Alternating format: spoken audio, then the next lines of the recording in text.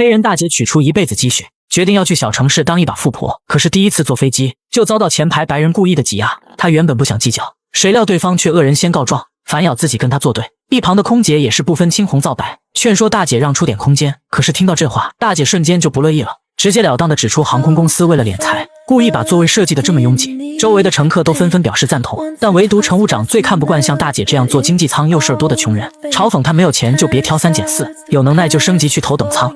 How much is it? Beg your pardon? How much for the damn cocoon?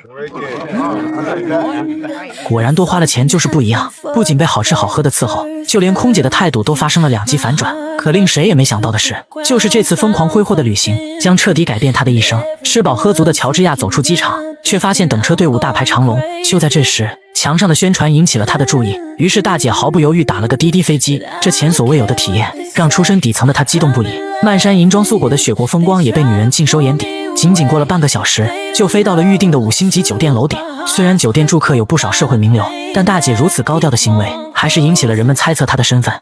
All I know, Senator, is that the last time someone arrived by helicopter, it was Elton John. Sir Elton John. 可刚一进大厅，女人瞬间就傻眼了。放眼望去，不是阿拉伯的石油大亨，就是各界社会精英，甚至还看到自己打工的集团董事长带着小秘书一起度假游玩，而唯独自己一人，只不过是个普普通通的厨具销售员。虽然业绩做得遥遥领先，但是10年来薪水始终没有上涨过。面对老板画的大饼，也从来不敢奢求会被兑现，每月就领着固定的工资，费尽心思的用各种优惠券省钱，只为了攒钱完成自己计划的愿望清单。可不幸的是，医生查出他患有绝症，为了以防误判，又进行了2次检查，甚至还请来专家诊断，可最终结果还是一模一样。专家告知女人，她只剩不到3周的生命。 What? Like I'm gonna die? 然而更大的坏消息是，对于这个病医保也无法使用，意味着乔治亚要独自承担几百万的高额治疗费用。突如其来的噩耗犹如晴天霹雳，让勤俭节约半辈子的乔治亚彻底崩溃。可曾经列在愿望簿上的梦想，一个也没有实现。最喜欢的旅游地没有去过，最爱的美食也没有品尝，就连结婚照都是手动 PS 的。于是大姐毅然决然炒掉压榨她的老板，决定给自己一个最后的假期。由于打飞的缘故，乔治亚提早了2小时抵达了酒店。前台小妹表示，她订的房间还没收拾出来，而现在的空房间只剩下总统套房，房费1晚高达4000美金。 Did you see me play? 他接受了体贴至微的服务，也学着有钱人的样子给小费。可是刚一出手，就把门童给吓坏了。不知大姐是何方神圣，出手竟如此阔绰。门童最终也只敢收下1张钞票，将其余的全都还了回去。随后乔治亚缓缓走到窗边，看着外面美丽的景色，他不禁开始感慨，自己前半生都过的什么日子啊！临死前才知道享受生活，于是他便开始疯狂体验酒店里的各种富人专属的奇特护理项目，不但用上电击棒护肤驱皱，还拿出比头更大的鹅卵石热敷，甚至还有树枝抽打按摩。虽然不是很理解这种做法，但还是硬着头皮体验了一遍。在尽情畅想了所有项目之后，又萌生出要改变外形的念头。于是乔治亚走进一家高档的女装店，让店员给她搭配一套实心的造型。高档的衣服就是与众不同，即便是平凡无奇的女人，也能瞬间被赋予雍容华贵，或是仿若国际超模走秀般的非凡气质。众多的款式让乔治亚挑花了眼，最后还是在满地的华服中挑选了一件稍显低调的红礼服，来到酒店餐厅就餐。出于对美食的热爱，他毫不犹豫地把菜全点了一遍，而且没有对主厨的菜品提任何自己的特殊要求。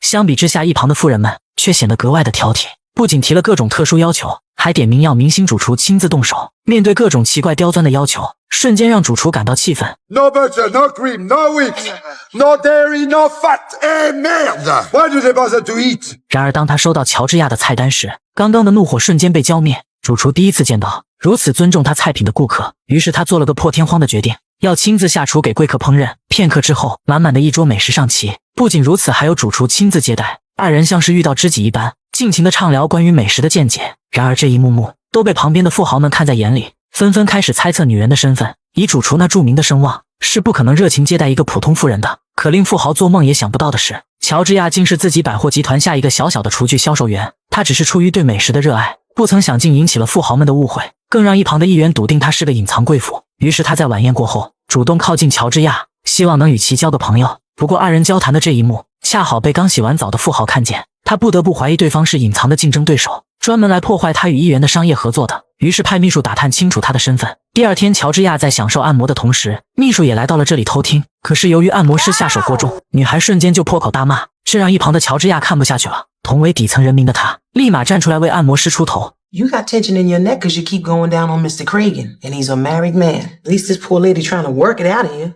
Don't take it out on Brigitte. 秘书被大姐怼得哑口无言，心里也产生了不小的愧疚。于是女孩主动找到乔治亚谈心，说自己也是被逼无奈，她没有过人的本领，只能靠美貌换取资源。不过她相信富豪会离婚娶她。乔治亚劝她别傻了，对于富豪而言，她的美貌不值一提，随时都可以换个情人，何必在一个利用你的人身上纠缠？ You just need to leave him. If I leave him, I'll have to quit my job. Well, then you go back to school.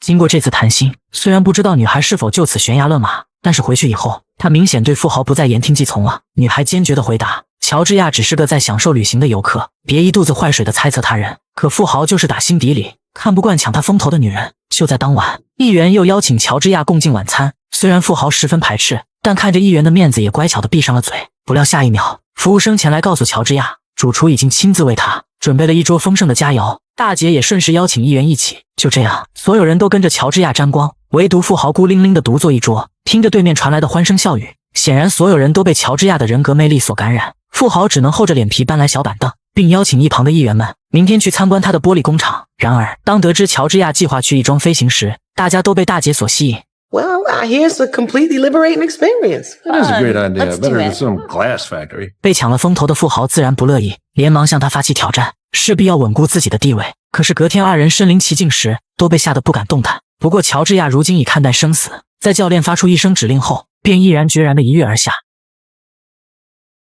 可是轮到富豪时，他却打起了退堂鼓。即使面对山上同伴们的鼓励，他依旧不停地借口装备不安全，甚至直接翻越围栏逃跑。这次比赛让他丢足了面子，于是回到酒店，就给乔治亚的套房管家塞了笔钱，请求他查查对方的相关底细。紧接着就和议员们邀请乔治亚一起去赌场玩玩。看着大家的热情，女人也不好意思拒绝，于是表示自己先回房间换身衣服。乔治亚几乎完成所有愿望，唯一一点就是没能和心爱的人在一起。不过已经没有时间了，只能给对方留下一份遗书。而他不知道的是，男人早已知道大姐的病情，担心对方的安全，于是肖恩已经踏上了寻找她的旅途。或许命运偏偏就是喜欢捉弄人，不仅仅是针对爱情，就连将死的乔治亚到了赌场，也被赋予了无与伦比的好运。第一次下注他就压下全部筹码，没想到竟真的中奖，往后随便压哪个号码都能精准命中。 Great.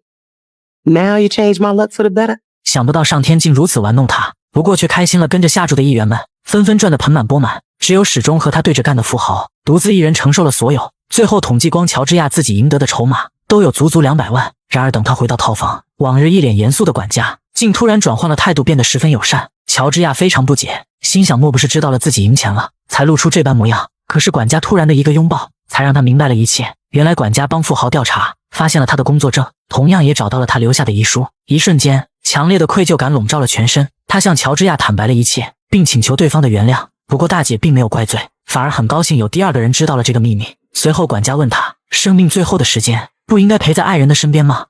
Yeah, I've been thinking about that myself. One in particular. It's time I go home and find him. 第二天，乔治亚坐上了返程的车，可是半路遇上雪崩封路，看来又是命运的安排，上天扼杀了他与肖恩见面的希望。可乔治亚不知道的是，就在积雪的后面，那个男人也面临着同样的难题。由于这场雪崩，还有更多的人被困在酒店，后厨因此忙成了一锅粥。想不到乔治亚竟主动过来帮忙，看见女人这么开心的烹饪，主厨却一脸的惆怅，说他非常欣赏乔治亚乐观的态度。大姐瞬间意识到了，管家将他的事告诉了主厨。 I'm so sorry.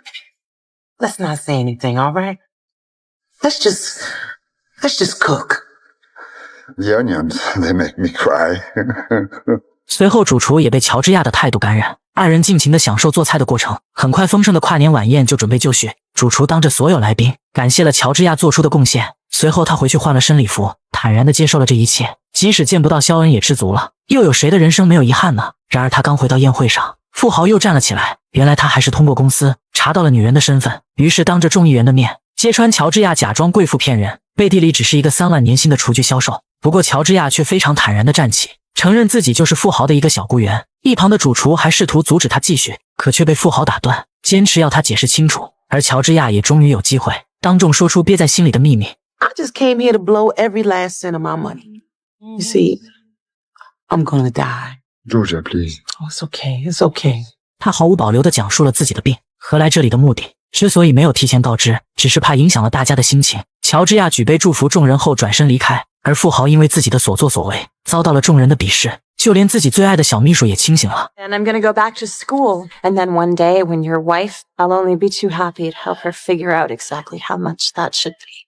女孩最终也决定弃他而去。就在这一刻，富豪后知后觉地意识到自己干的不是人事，竟对一个将死之人做出了如此卑劣的事。于是没脸活下去的他，爬上了酒店的顶楼，独自在天台上喝着闷酒。乔治亚也闻讯赶来，战战兢兢地来到富豪身边坐下。他劝说对方有钱有时间，又有什么想不开的？自己作为一个将死之人，只会感慨时间不够用，如今带着遗憾走又多么的可惜。 What were you gonna do? I was gonna open me up a little restaurant. And of course, a husband. 聊到这里，富豪寻短见的念头彻底烟消云散，转头又八卦起她的男朋友是谁。可乔治亚表示对方也是他的员工，如今都快死了，还没向肖恩告白过。就在这时，广场上传来一声肖恩的呼唤，大姐还以为自己病情恶化，开始幻听了。不过在富豪的提醒下，她终于发现了楼下的男人。 Sean, what are you doing here? Wait, I'm coming! 原来那场雪崩并没有让他放弃寻找乔治亚，即便在司机的劝阻下，肖恩还是毅然决然地徒步翻越雪山。乔治亚不停追问他为何出现在这里。此时的肖恩说出了内心真实的想法。 Georgia Bird, I want to be with you, whether it's for 5 minutes here on this ledge or 50 years. 面对心爱之人的表白，乔治亚高兴地和富豪窃窃私语，可下一秒又想起自己所剩不多的生命，于是开始抱怨起上天的不公。就在这时，管家也从窗口钻了出来，他带来一个好消息，医生发来了传真，告诉乔治亚并没有患上绝症，原来是医院的仪器故障，不管是谁都会检查出同样的病。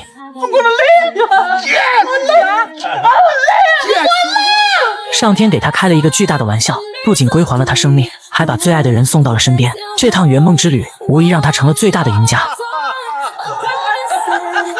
之后他们回到原来的城市，和肖恩一起开了属于自己的餐厅。开业这天，主厨亲自助阵，朋友们也纷纷前来捧场。尽管乔治亚被误诊为绝症，但他面临最后时光时，并没有自怨自艾，而是以乐观积极的态度去迎接这最后的假期。他乐观的态度感染了身边所有人，也让自己收获了美满的爱情。